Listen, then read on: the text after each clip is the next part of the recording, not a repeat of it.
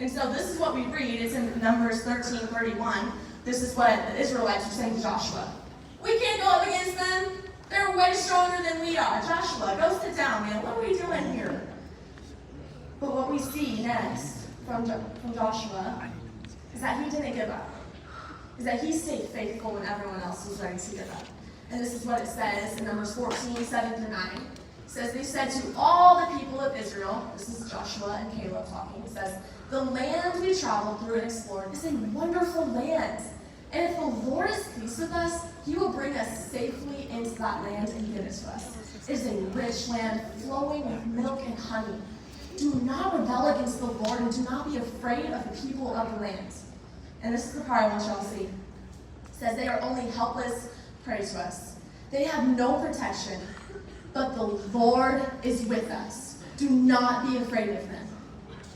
Moses, he stayed faithful when others didn't. He stayed faithful when the Israelites were ready to give up. And that only happened because Joshua knew what God had promised him. He knew who he was in Christ. And that's the thing, y'all. If your identity, if it's not rooted in Christ, if you don't know him, if you don't have your foundation set in him, then every time when people give up, you're going to go right with them. Because you won't know who to stand up for. And you won't know who to stand with if you don't know who your identity is set in. But as fully devoted followers of Christ, as each of you, you are called to a higher standard. Amen. You are called to stand up when it may be really difficult.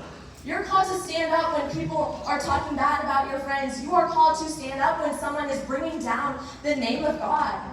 You are called to stand firm because you are a fully devoted follower of Christ and you know who you are in Christ. And so I pray that when you guys leave this room, that you guys remember that you guys know who you are in Christ.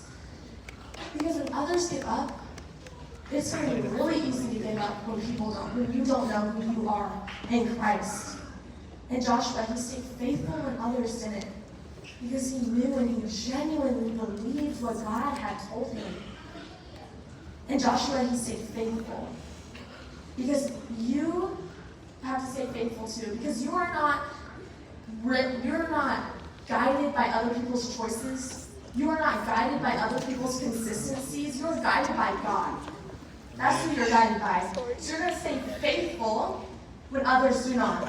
And Joshua, he could do this because he remembered what God had told him. We just read it, y'all. In verse 9, what did God tell Joshua? This is my command.